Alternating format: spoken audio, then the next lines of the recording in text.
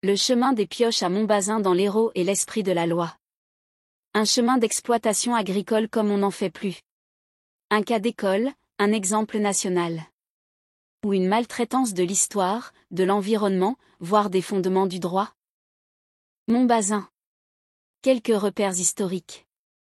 Dans son livre « 2000 ans d'histoire sur les chemins de randonnée », Jacqueline Cantaloube souligne l'existence immémoriale de ces chemins qui sillonnent la France depuis 2000 ans et souvent bien plus et pour des motifs les plus divers.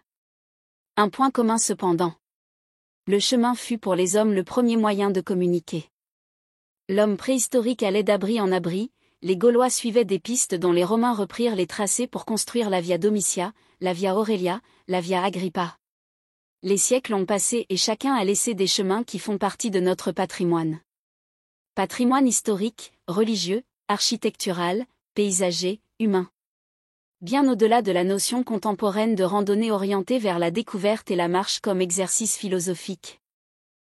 De mémoire des hommes, Montbazin est un des villages les plus anciens de France, dont les traces d'occupation humaine remontent au Paléolithique, grotte de la Baumasse d'Antonègre, et à la fondation du Forum Domiti, étape de la Via Domitia. La plaine de Montbazin était en effet une des principales voies de passage, notamment entre Espagne et Italie. Et du temps où la mer recouvrait la plaine de Montbazin, ce village est également connu pour ses terres à vignes parsemées de fossiles d'huîtres datés de l'ère du Miocène. Patrimoine historique, religieux, architectural, paysager, humain. Le chemin des Pioches est tout ceci à la fois et plus encore, puisqu'il est aussi, de par la disposition naturelle des lieux, chemin pluvial. Les anciens le savaient en effet, né des ruissellements gravitaires des contreforts ouest du Caussôme-l'Amour, bien visible sur cette ancienne carte d'état-major du Mont Valesque. Ancien toponyme de la section F des Costes, devenue l'actuelle section AD du cadastre. Les stries correspondent à la cartographie des ruissellements, qui se font de part et d'autre de la ligne de crête du Mont Valesque. Canalisant les eaux de l'amont ouest, il préservait le village des inondations lors des épisodes méditerranéens, il était interdit de morceler, et lotir les terres agricoles, dont les argiles compromettaient la stabilité des maisons.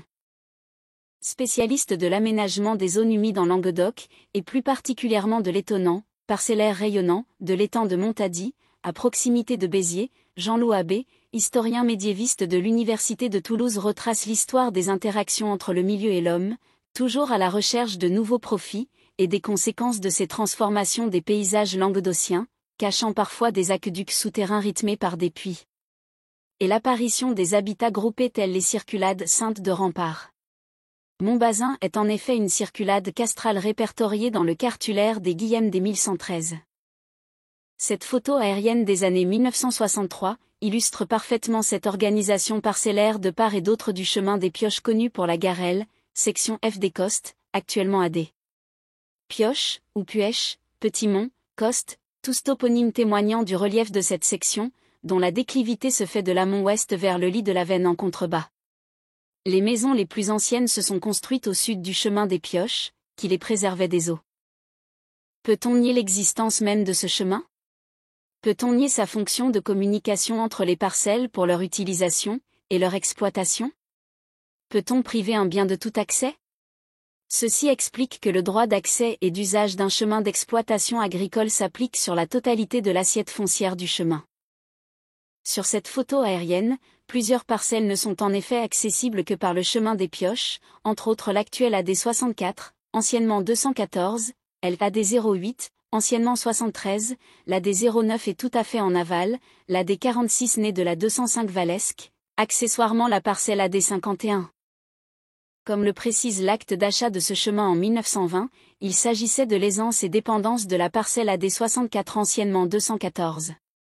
La vente de ce bien est en effet globale, étendue à toutes ses aisances, attenances, dépendances et tout droit réel s'y attachant, au principal son unique accès au village sans passer par l'avenue de Villeveyrac, puisqu'il s'agit d'une parcelle enclavée, et qui le reste à ce jour, ne pouvant rejoindre cette avenue qu'en traversant la propriété d'un tiers. Que dit la loi ? Le législateur n'a fait que transcrire dans la loi ces organisations rurales historiques, établies en concertation orale depuis la nuit des temps pour les nécessités de la vie quotidienne, sans qu'il soit nécessaire d'en apporter des preuves écrites ou notariées. Le Code rural et de la pêche maritime, CRPM, tient en effet sa source du droit coutumier, oral. Les articles L162-1 à L162-5 du CRPM ne font que reconnaître cet état de fait pour le préserver. Article L162-1 du CRPM. Les chemins et sentiers d'exploitation sont ceux qui servent exclusivement à la communication entre divers fonds, ou à leur exploitation. Ils sont, en l'absence de titre, présumés appartenir aux propriétaires riverains, chacun en droit soit, mais l'usage en est commun à tous les intéressés. L'usage de ces chemins peut être interdit au public. Tout est dit dans le premier alinéa, il suffit de prouver que le chemin assure la communication exclusive entre divers fonds pour lui en garantir la qualification de chemin d'exploitation agricole. Le chemin des pioches est donc chemin d'exploitation agricole, per se, c'est-à-dire du seul fait de la loi, sans qu'il soit nécessaire d'apporter une preuve écrite, notamment une mention spécifique dans un acte notarié. C'est là toute la différence avec la notion de droit de passage ou de servitude de passage, que la jurisprudence considère souvent comme une violation de l'article L162-1 du CRPM. Ce deuxième alinéa en donne la raison, il existe en effet une présomption de propriété des riverains d'un chemin d'exploitation agricole, ces derniers étant réputés avoir reculé leurs terres pour aménager ce chemin utile à accéder à leurs biens. Effectivement, la partie basse de ce chemin montre qu'il s'est significativement élargi et approfondi entre deux murs de pierres élevés de la main des hommes, séparant deux fonds non contigus. C'est de cette présomption de propriété dite, en droit soit, que découle ce droit d'accès et d'usage des riverains et intéressés. Une présomption qui explique aussi l'imprescriptibilité de ce droit. Article L162-3 du CRPM. Les chemins et sentiers d'exploitation ne peuvent être supprimés que du consentement de tous les propriétaires qui ont le droit de s'en servir. Et il suffit d'évaluer les conséquences du non-respect de ces articles de loi. La preuve par l'absurde ? Mais que fait Illy sur sa parcelle AD 46 ? Pourquoi sa porte d'accès au chemin des pioches est-elle murée ? Qui a fait le coup ? Cette porte n'est-elle pas la preuve de son droit d'accès et d'usage au chemin des pioches, justifié pour l'exploitation de sa parcelle viticole ? Jurisprudence. Ainsi, la jurisprudence vient encore une fois éclairer l'esprit de la loi, son essence et sa finalité, la préservation de la libre communication entre les fonds desservis qui visent à préserver le libre accès aux biens, indépendamment de tout droit de propriété. Il est en effet indifférent que l'exploitation persiste ou non. Le retour d'un besoin potentiel n'est pas à exclure. Dans le cas présent, les préjudices de privation de jouissance, de perte d'exploitation et de dévalorisation financière sont des réalités tangibles. 1. Le droit d'usage est indépendant du droit de propriété, qu'il ne fait que limiter. Pour ce qui est nécessaire au passage. 2. Le chemin d'exploitation agricole ne s'oppose pas à l'existence d'un droit de propriété au profit d'un seul propriétaire riverain, sur une partie ou la totalité du chemin. 3. Que les propriétaires riverains soient ou non également propriétaires d'une partie du chemin apparaît dès lors sans impact. L'exclusivité est liée à l'utilité du chemin. Le droit d'usage est en effet subordonné à l'intérêt de celui qui le revendique et permet donc aux riverains de passer sur le chemin. La propriété de tout ou partie du chemin demeure donc, mais son usage reste néanmoins limité par la finalité du chemin, à savoir les droits d'accès et d'usage à tous les intéressés. Article L162-1 à 5 du CRPM et servitude conventionnelle. Enfin, si, en matière de servitude légale de passage, ce sont les articles 682 et 685-1 du Code civil qui ont vocation à s'appliquer, la jurisprudence dénie depuis longtemps l'application de ces articles au chemin d'exploitation agricole. La qualification de chemin d'exploitation agricole et les droits qui en découlent pour tous les intéressés naît du seul fait de la loi, fondée sur l'intérêt de ces derniers, la présomption de propriété dispensant d'une preuve notariée de tout autre droit de passage. Certains arrêts interprètent même les servitudes de passage comme des violations de l'article L162 du Code rural et de la pêche maritime. Ainsi, conformément à l'esprit de la loi, dont la finalité est de préserver la libre communication entre les fonds desservis. Premièrement, le chemin des pioches est sans contestation possible, du seul fait de la loi, per se, un chemin d'exploitation agricole, chemin rural privé assurant la communication et ou l'exploitation des fonds desservis.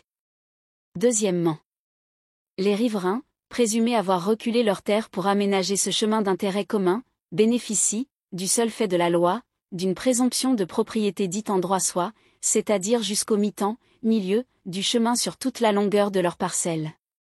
Et c'est cette présomption de propriété qui fonde leur droit d'accès et d'usage sur la totalité de l'assiette foncière de ce chemin. Cette présomption de propriété, qui ne relève pas du régime de l'indivision, se superpose à un titre de propriété s'il en existe un. Troisièmement, cet intérêt collectif explique que la qualification de chemin d'exploitation agricole soit imprescriptible sauf consentement unanime de tous les intéressés. Quatrièmement, au service de l'intérêt commun, ce droit d'accès et d'usage prévaut sur le droit de propriété auquel il se superpose, ne faisant que le limiter, pour ce qui est nécessaire au passage. Cinquièmement, enfin, cette présomption de propriété, découlant d'un état de fait historique et des origines orales du droit coutumier, ne relève pas du régime des servitudes conventionnelles. Elle n'a pas à être mentionnée dans un acte notarié. Et c'est Christophe Barret, ancien procureur de la République à Montpellier, aujourd'hui procureur général à Grenoble, qui vient de le rappeler, la justice ne fait pas de miracle. Elle ne fait pas la loi. Elle l'applique. N'est-ce pas heureux? Car elle est le socle du contrat social entre l'État et les citoyens. De Saint-Pierre-de-Montbazin à Saint-Julien-d'Antonègre, les calvaires aujourd'hui disparus du chemin des Pioches ne témoignaient-ils pas, eux aussi, des processions rogatoires des hommes priant dans l'espoir de belles récoltes? Alexis de Tocqueville le soulignait déjà. Quand le passé n'éclaire plus l'avenir, l'esprit marche dans les ténèbres. De mémoire de Montbazin, les historiens du CRPM n'en seront-ils pas d'accord?